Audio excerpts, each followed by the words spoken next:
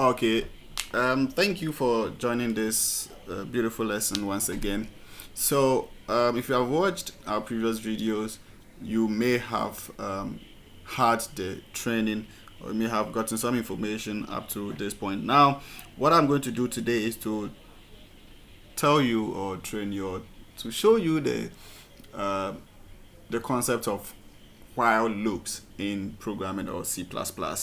Now, why do we use while loop? While in other sense or in grammar can simply means as long as. Okay, so you just think of as long as, think of something like as long as I'm a human, I have life. As long as I'm a human, I am permitted to certain privileges. As long as I'm a child of God, or as long as I'm a child of someone, I'm permitted to certain rights, or as long as I'm a citizen of a particular country, I'm supposed to get this benefit. So that is exactly what it means to use a while loop in coding or programming C++. So how do we create it? Now you can see, let me do something like, so integer number equals 5. All right, so I would just do C out.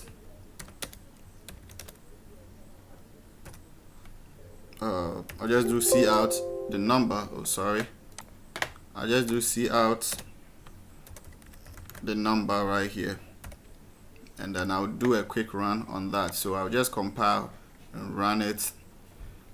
Yeah, you can see I have 5 right here, but in actual fact I cannot do anything. It's just telling me to press any key to continue, which will in actual fact will do, it will exit. But we are looking into a situation that our app will continually run even though we are not using it or we are not doing any other things with it. Our app should be able to run until we decide to quit it or close it. That's the concept of loop and what it is about, and that's what we're going to do. So with this 2 lines of code, I can actually write something like, so while, and after I write my while, I'll bring my parentheses, and inside the parentheses, that is where I'm going to write my condition. So what condition am I talking about? So as long as this condition, I meet this condition, the code under it should run, or whatever I'm doing, I should benefit from that. So I'll say here I'm going to use a boolean value. Yes, while true, while conditions go with boolean. So I'm just going to say while true, which means while the application is running, and then we will declare our conditions under it. So I'll just say, I'll cut this and then bring it here, and what I'm going to see is that the number 5 will continually be printed on the screen. So let me end it right here so that I can see it line by line. Okay, so I'll run and let's see what happens. So you can see that it's running. 5 continually runs. You can see here because the condition has been met. Condition is true, so 5 must be run. Okay, so I can say that, let's say I am looping. All right, so this will be printed, okay, multiple times while the condition is met. So let's see, what do I have? Int number. Oh, okay, so we set it to int. So let's change this one to string.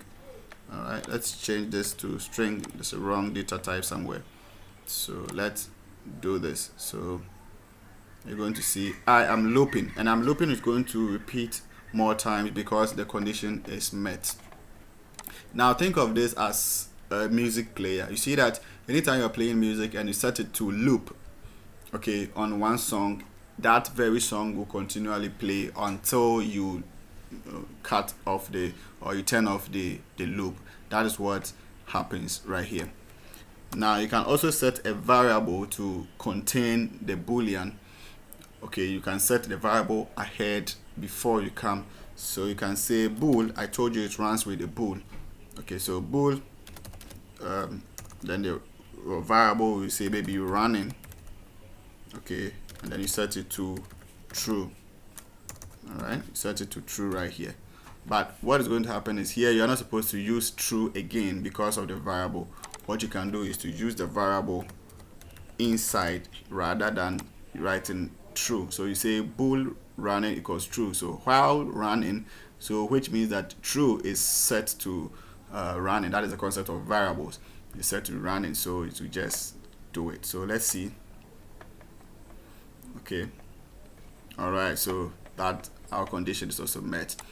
Now it will run until you cut it or you close it. So that's why when I click on close, it closes. That's the false statement that has been assigned to it. So until then,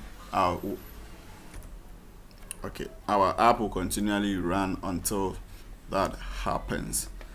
We can also set conditions here which will check for, will compare numbers or some conditions. So we can say while 3 is less than 5. Okay, while 3 is less than 5, then we can get rid of this. So while 3 is less than 5, print I'm looping. So we can say this, and we can see 3 is less than 5, so to move on. Now what if the condition is false? So let's say while 3 is greater than 5, we should do it. So let's see what happens. And we expect that nothing should happen because 3 is not greater than 5.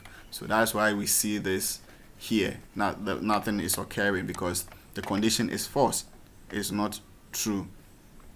So this takes us to how we can print numbers from the starting point to the finishing point, and that is a lesson for the next video. So just watch next video to know how you can count number from a starting point to a finishing point. So see you in that video.